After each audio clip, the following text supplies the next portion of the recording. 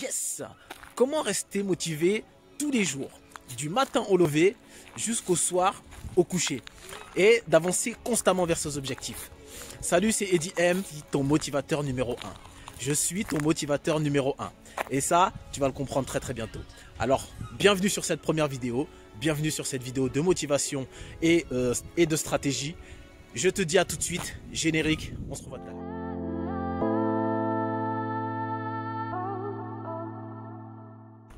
Donc, tu l'as compris, cette vidéo se déroule en 3 parties. Ok, ça c'est la partie 1, la partie 1. Dans cette partie, je vais te parler du premier élément pour moi qui est important justement pour rester motivé tout le temps. Et ça, c'est quelque chose dont on parle souvent, mais peut-être que on n'en parle pas de cette façon. D'accord ?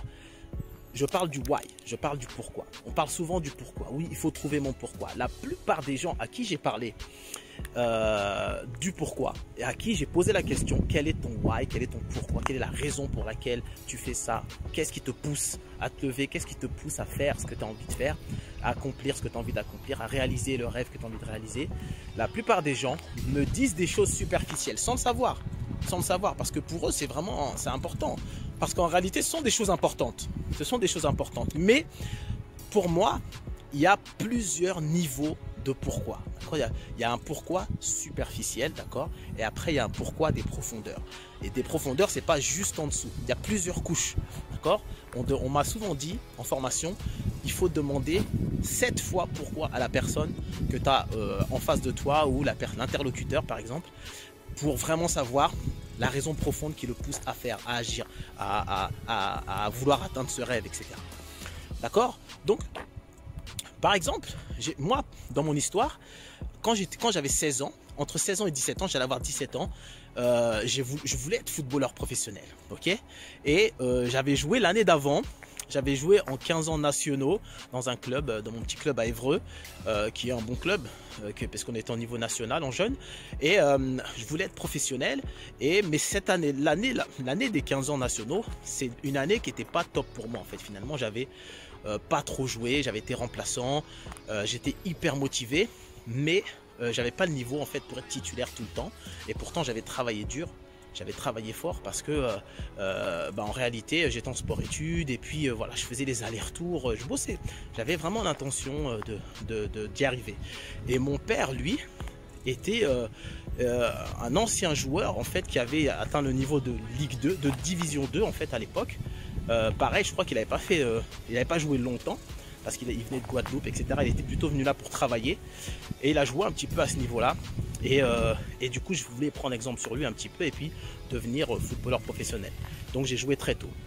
Et du coup, quand j'ai atteint l'année d'après, quand j'ai atteint les 16 ans et demi, d'accord, après les 16 ans, j'ai quitté le club pour pouvoir trouver du temps de jeu, pour continuer à progresser, parce que voilà, c'était pas gagné. Je suis allé dans le club où mon père était entraîneur. Et mon père était entraîneur dans un club de niveau national adulte, d'accord, et régional jeune. Et je suis parti jouer, et là j'ai commencé à avoir du temps de jeu, mais évidemment j'étais avec mon père, c'était beaucoup plus difficile, parce que mon père ne faisait pas de cadeaux. Et moi j'étais là, j'étais motivé par l'envie d'être professionnel, et puis d'être bon en fait, de progresser par rapport à l'année d'avant, de plus revivre cette année-là. Et du coup, qu'est-ce qui s'est passé cette année-là? J'ai beaucoup travaillé, et un jour, je me suis rendu compte que d'une chose. J'étais sur le terrain, évidemment, je jouais en attaque, un peu côté gauche, à la Ribéry, et à la Ribéry de l'époque, hein. Et désolé si vous n'aimez pas Ribéry, c'est comme ça, moi j'aimais bien en tout cas. Et du coup je me retrouve face à un joueur avec la balle, je ralentis un petit peu ma course, et je m'apprête à l'éliminer, et je lui fais une petite feinte, je m'arrête, et j'accélère, je pars, et tout de suite dans la foulée je frappe, je centre en fait de mon pied gauche. Et j'entends, oui, un cri, mais je me dis, quoi? J'ai dit, mon père a crié, mais toute l'année, il m'avait incendié, il me rentrait dedans, il me poussait dans mes retranchements, etc. Et là, j'ai entendu un cri, oui. Et là, je me suis dit, waouh.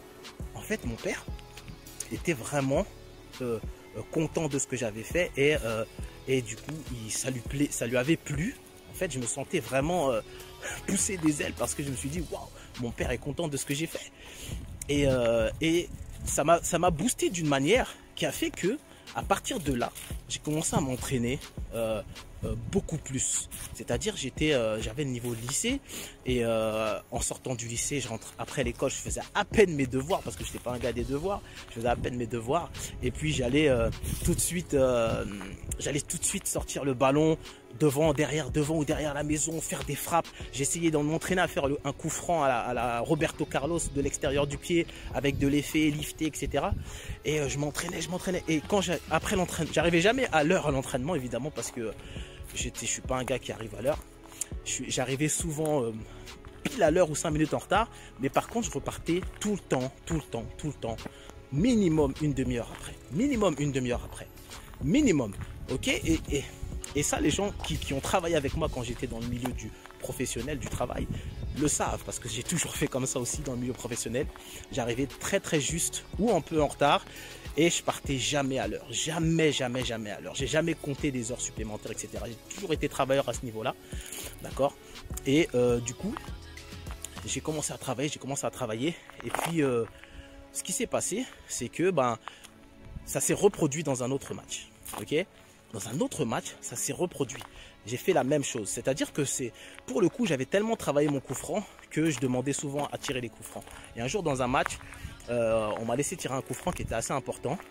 Et puis, j'ai pris mon élan. J'étais placé de façon à ce que je puisse tenter justement ce fameux coup franc que j'avais travaillé depuis un moment. D'accord. Et je n'ai pas trop réfléchi. J'ai posé la balle, j'ai pris mon élan. J'ai couru, bam, j'ai tapé de l'extérieur. Effet lifté, tout ça, petit filet, ça rentre. Tout le monde a crié. Et là, j'ai encore entendu « Oui !» Je me suis dit « Non !» Et mon cœur s'est libéré. Je me suis dit « Non, attends, mon père a encore crié une deuxième fois. » Mon père a crié une deuxième fois.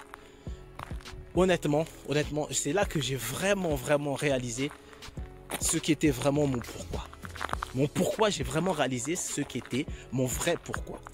C'est pas parce que je voulais être professionnel. Et là, j'ai pas eu besoin de 7 niveaux de profondeur. C'est pas parce que je voulais être professionnel en fait. Ce qui m'avait vraiment touché, ce qui m'avait vraiment fait effet, ce jour-là, c'était le fait que mon père crie « Oui ». C'est ce fameux cri, le cri de mon père. Hein? Donc, je sais pas si tu vois ce que je veux dire. Je sais pas si tu comprends la force de ça. D'accord? Le vrai pourquoi, c'est pas parce que c'est souvent quand on veut être entrepreneur et qu'on a des choses qu'on veut faire, qu'on cherche une motivation. Si la chose qui est censée te faire te lever le matin ne te donne pas la force de te lever le matin, c'est que c'est pas encore la bonne profondeur. C'est que tu n'es pas encore à la bonne hauteur. D'accord? À la bonne profondeur, je préfère dire. D'accord? C'est que c'est pas encore ton vrai pourquoi. Ton pourquoi des profondeurs. Tu comprends ce que je veux dire? Donc, si tu veux un peu plus de motivation, si tu veux en savoir un peu plus sur cet effet-là, si tu veux savoir qu'est-ce qui va te faire te lever le matin, d'accord, et être motivé constamment jusqu'au soir, jusqu'au coucher, tous les jours, toute la semaine, d'accord, et toute l'année. Alors, suis bien cette série de vidéos. On voit pas grand chose. Suis bien cette série de vidéos et les prochains points vont certainement t'intéresser. Les prochains points vont certainement t'intéresser. Donc je te laisse regarder la suite des vidéos et surtout abonne-toi, d'accord, à la chaîne. Mets un petit like parce que c'est important les likes. Toi-même tu sais, tu connais un petit peu le fonctionnement. Abonne-toi, mets un petit like et puis vas-y, laisse un commentaire pour me dire si tu as trouvé ton why des profondeurs, ton pourquoi des profondeurs. Ok? Allez, je te dis à très bientôt pour la prochaine vidéo, la partie 2 de comment rester motivé tous les jours.